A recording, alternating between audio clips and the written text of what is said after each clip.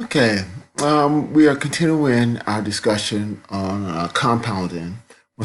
More specifically, we are talking about non-sterile or aseptic compounding. And we left off here when we were talking about the ingredient standards, the ingredients that are used to make the chemicals. And we are finishing talking about HPLC. And HPLC stands for High Performance Liquid Chromatography. And this is the way that many of the chemicals are purified. And so, in order to ensure that there's no contaminants within the therapeutic, this particular type of equipment is used. So again, we're talking about it has to meet the standard found within the USP&F. The reagents have to be meet specification associated with the American Chemical Society.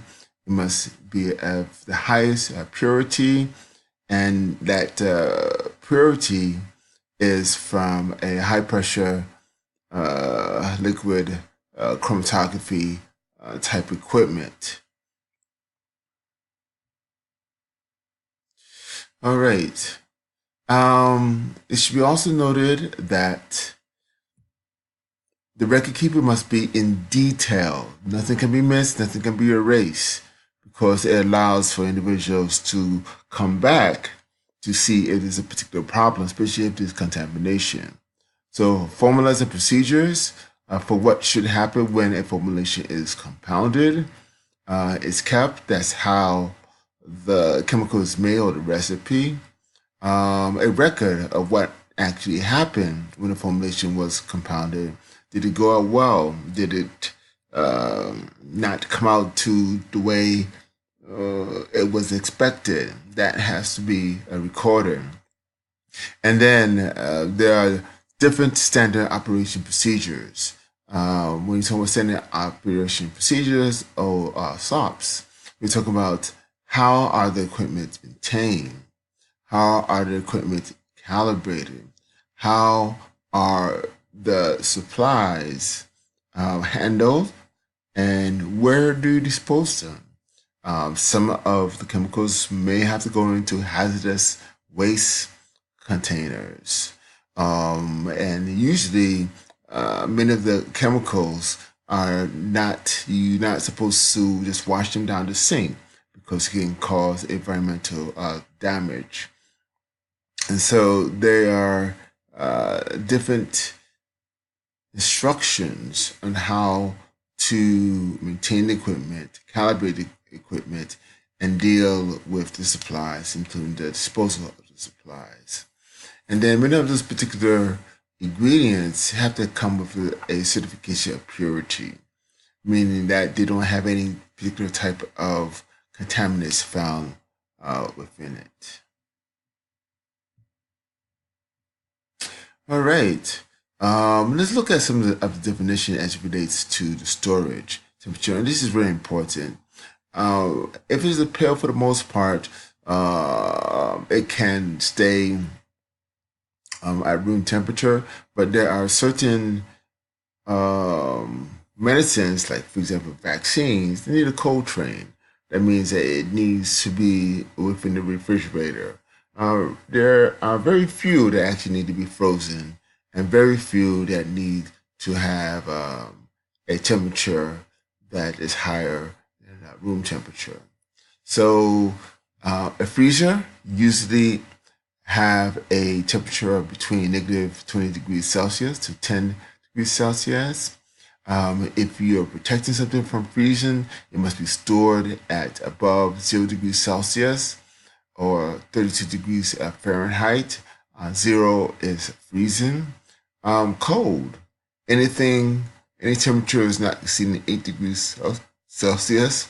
Most refrigerators have a temperature between 2 degrees and 8 degrees.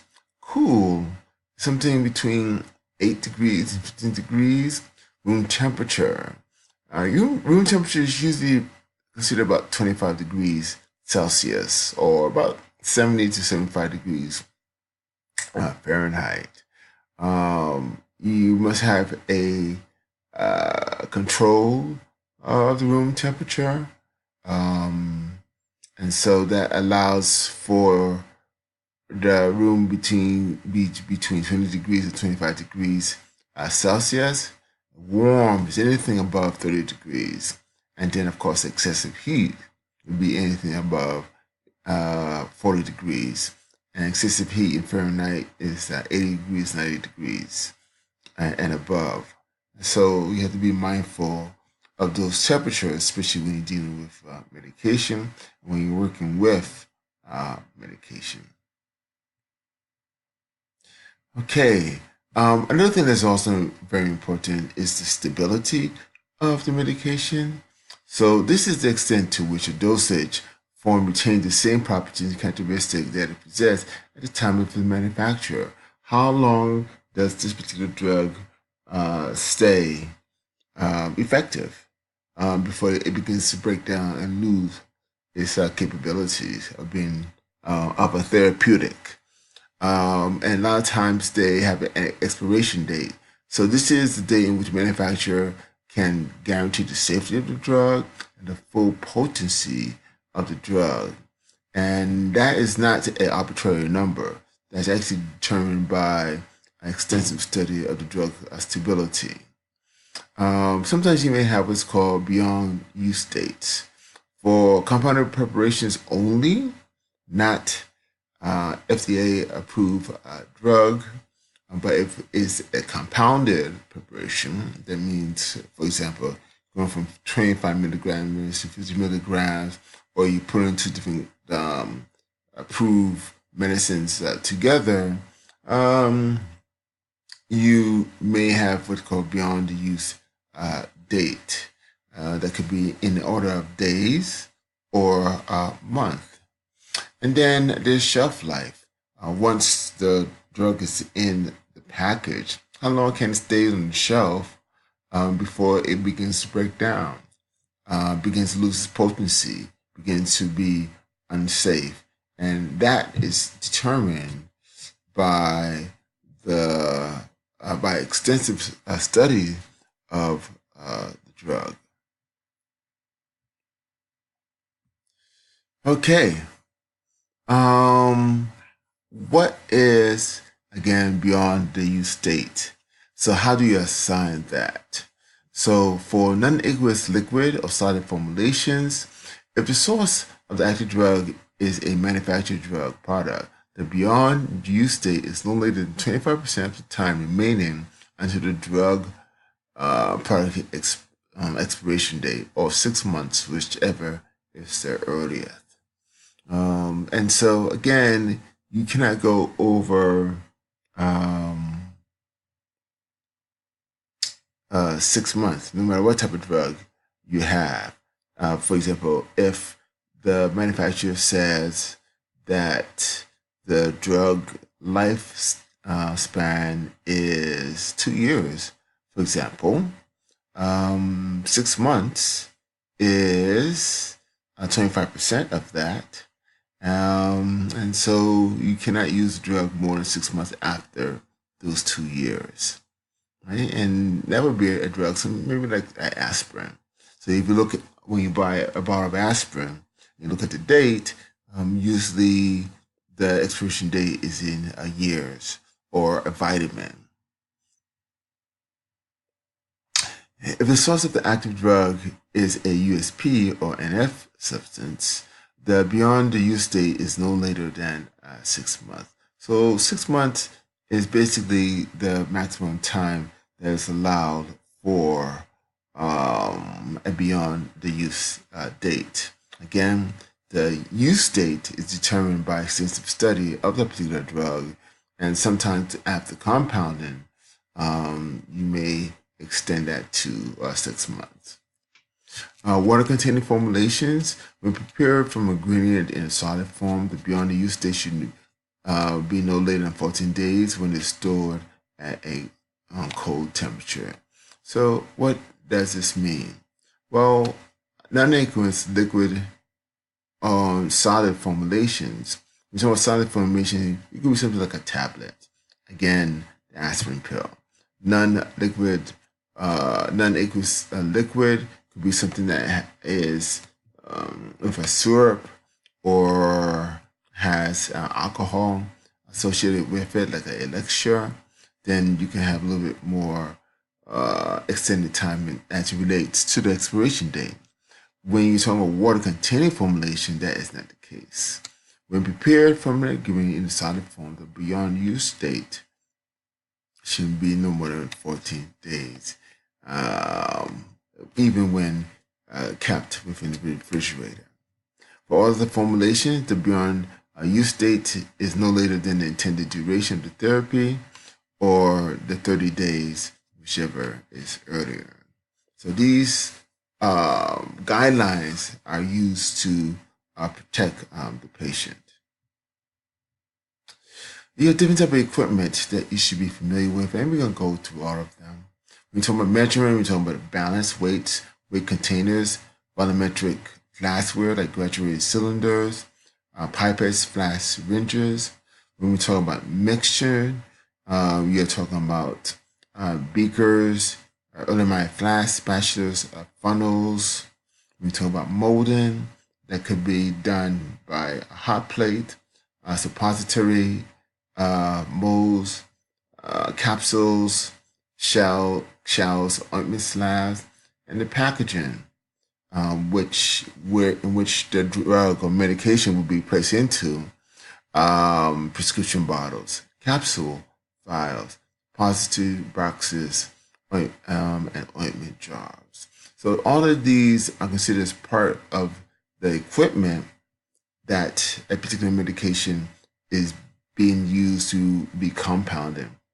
So are they always used all the time? No, not all the time. But for example, the packaging will be used all the time.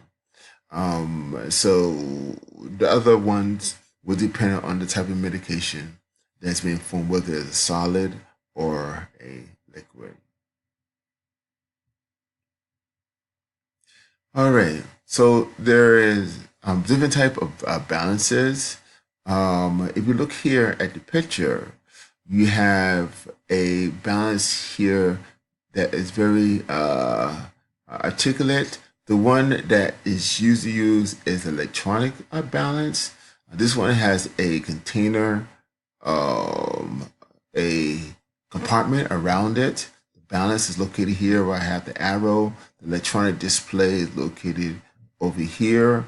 You may have a balance that does not have this particular type of features. In many cases, they will not have this particular container.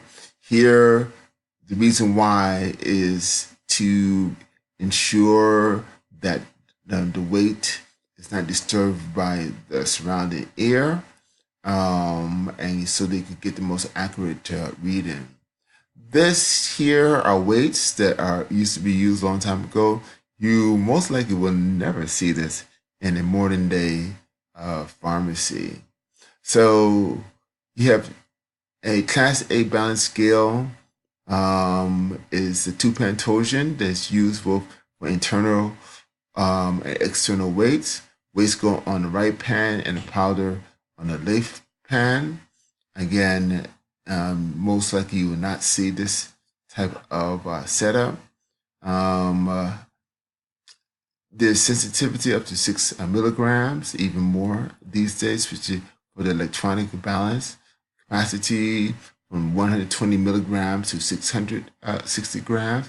Again, even more in modern day electronic analytical weights. Here we're talking about weights from 1 gram to 50 grams. Again, you will not see this in a modern day pharmacy. So all balances at this point in time that you see in most pharmacy has electronic or analytical balance that looks like this. Okay, so we're going to talk about using the balance when we come back, and we will continue our discussion on part 3 of compounding. aseptic.